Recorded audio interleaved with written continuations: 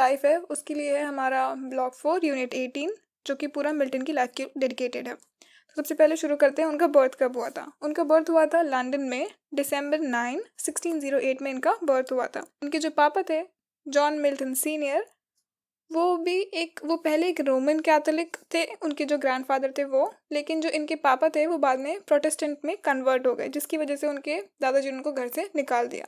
तो इसीलिए जो इनके पापा थे ये लंदन में आए और उन्होंने खुद को इस्टेब्लिश किया एक नोटरी और मनी लेंडर में, जो लोगों को पैसे देते हैं, उधार देते हैं और फिर बाद में ब्याज लेते हैं वो उसमें। तो उसके बाद उन्होंने अपने आप को एक सेल्फ मेड मैन जो होते हैं वो वैसे बने और फिर मिल्टन का जन्म हुआ।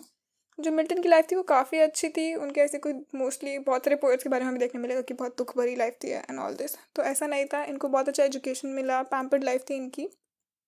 उन्होंने सेंट पॉल स्कूल से अपनी पढ़ाई की लंदन में और उसके बाद में उन्होंने कैम्ब्रिज से अपना जो बैचलर ऑफ आर्ट्स है वो ख़त्म किया। वहाँ पे उन्होंने लैटिन, ग्रीक और हिब्रू लैंग्वेज सीखी।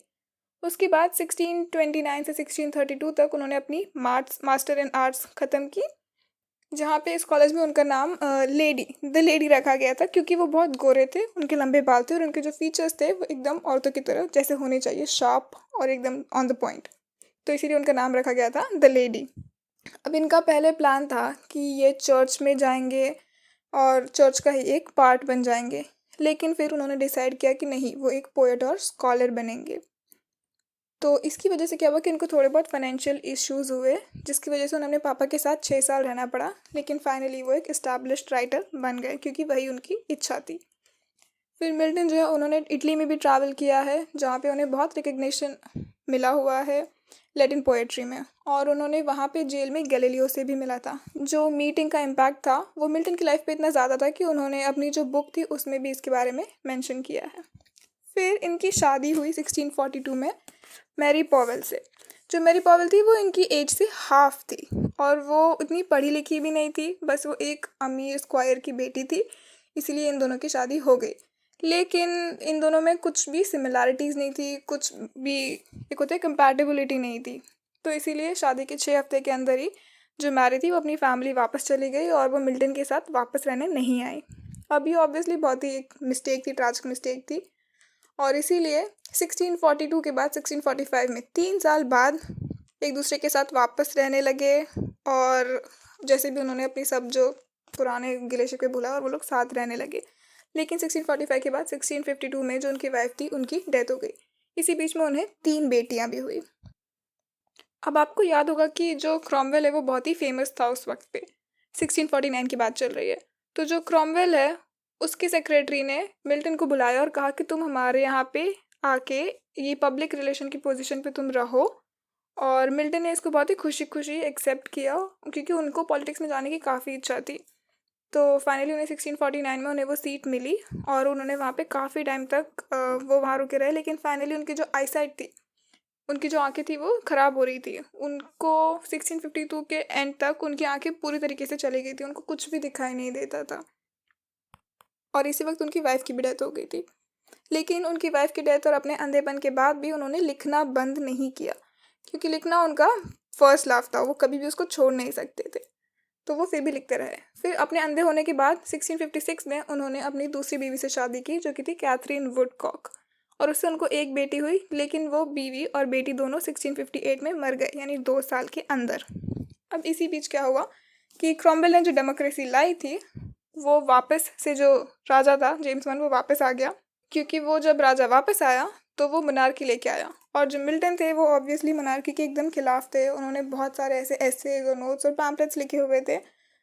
अब ऑब्वियसली जब राजा वापस आया है तो मिल्टन की लाइफ को खतरा है, क्योंकि जो भी मोनार्की के अगेंस्ट है वो उन लोगों को मार देगा। इसीलिए जो मिल्टन थे वो बहुत टाइम तक हाइडिंग में रहे, वो छुप के रहे कहीं दूर जाके और किसी की नज़रों में नहीं आए।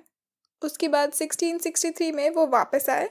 उन्होंने अपनी तीसरी शादी की एलिजाबेथ से, और 1665 तक उन्होंने वापस सोचा कि वो अपनी पढ़ाई आगे कंटिन्यू करेंगे। लेकिन कैसे करेंगे?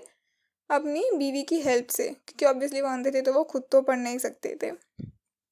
तो फाइनली उनकी जो बुक थी पैराडाइज लॉस्ट वो भी पब्लिश हुई 1667 में, उनके अंधे होने के बाद। और फिर उसके बाद मिल्टन जो थे वो काफ़ी बीमार थे, और क्योंकि वो बीमार भी थे, वो अंधे भी थे, तो फाइनली वो जो हाइडिंग से थे वहाँ से वो वापस आ गए और राजा को भी लगा कि अब जब ये अंधा है और बूढ़ा है, बीमार है, तो अब इसको मार के मेरा वैसे भी कोई फ़ायदा नहीं है। तो उसको हार्मलेस समझ के राजा ने भी कुछ नहीं किया, उनको छोड़ दिया और फिर फाइनली उनकी डेथ हो गई 8 नवंबर 1674 में। उनको गूथ जो थी वो बीमारी थी, इसकी वजह से उनकी डेथ हो गई। अब जो मिल्टन है वो सिर्फ एक गिफ्टेड राइटर नहीं थे, उनको पता था कि वो गिफ्टेड है और वो मेहनत करने से कतराते नहीं थे। उन्हें पता था कि वो गिफ्टेड है और वो उसके ऊपर बहुत मेहनत करके उसको और बेहतर बनाना चाहते थे।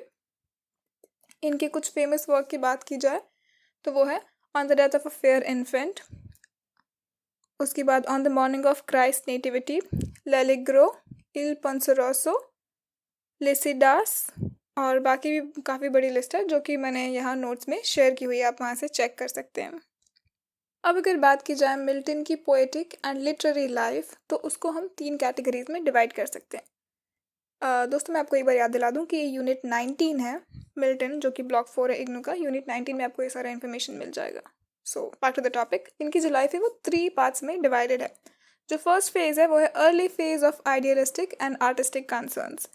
जो सेकेंड फेज है वो मिडिल फेज है of deep involvement in politics and religion, marked in his work of pros and let poetic phase. उसके बाद में जो है ये इनका सबसे मेजर फेज़ है, इसमें उन्होंने सबसे ज़्यादा पोएम्स लिखी हैं जो कि सबसे ज़्यादा फेमस पोएम्स हैं उनकी। जो थर्ड फेज़ है वो है उनका ब्लाइंडनेस का phase, when he dissociated himself from politics and focused entirely on writing the 2 major epics, Paradise Lost and Paradise Regain. और ये दोनों पोएम्स उनकी सबसे ज़्यादा फेमस पोएम्स हैं। तो अब उनकी कुछ शुरुआत की जो पोएम्स थी, 2 पोएम हम यहाँ डिस्कस करेंगे, on the death of a fair infant, और दूसरी जो पोएम है वो है एट अ वोकेशन एक्सरसाइज। ये 2 पोएम बस मैं शॉर्ट में, मैं पोएम रीड नहीं करूँगी, बस मैं उनकी समरी आपको छोटी छोटी सी बता रही हूँ, क्योंकि ये poem exam point of view से इतनी इंपॉर्टेंट नहीं है। बट अगर आपको पढ़नी है तो आप बिल्कुल आगे जाके पोएम्स पढ़िए, मिल्टन की पोएम एक्सप्लोर करने में आपको मज़ा आएगा। तो on the death of a fair infant जो है ये एक एलिजाबेथन स्टाइल एलिजी है, जो कि मिल्टन की बेबी नीस थी एन फिलिप, उनकी डेथ हो गई थी, तो उसकी याद में उन्होंने ये एलिजी लिखी हुई थी। तो ये जो पोएम है ये उस बच्चे की डेथ को विंटर के थ्रू बता रही है कि जो विंटर है उसको एक इंसान की तरह पर्सोनिफिकेशन उन्होंने यूज़ किया और बोला है कि जो विंटर है उसने उस बच्चे को मार दिया है, क्योंकि अब वो उसको अपने साथ लेके जाना चाह रही है। और फिर उस बच्चे को बोला है कि ये एक ब्राइड की तरह ये जो विंटर है ये उसको लेके जा रही है। और फिर फाइनली जो है वो एंड लास्ट आंसर में कंसोलेशन देता है। वो कहता है कि तुम्हारी ये जो बेटी है ये अगले जन्म में बेटा बन के वापस आए और तुम्हारा सब जगह नाम रोशन करे। और बस ये पोएम वहीं ख़त्म हो जाती है। ये जो पोएम है ये 1628 में लिखी थी मिल्टन ने। इसके बाद जो दूसरी पोएम है एट अ वेकेशन एक्सरसाइज, ये 1628 की जुलाई में उन्होंने लिखी थी और ये एक इसेंट्रिसिटी पे बेस्ड पोएम है। और इस पोएम के थ्रू मिल्टन ने ये पब्लिक डिक्लेरेशन किया था कि वो पोएट बनना चाहते हैं।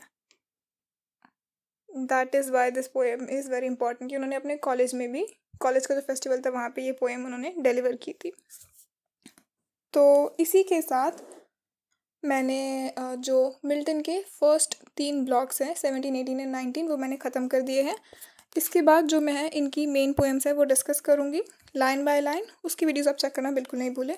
बट ये जो है एटलीस्ट हमारे 3 ब्लॉक्स खत्म हो गए और मिल्टन की लाइफ के बारे में अब आपको सब कुछ पता है।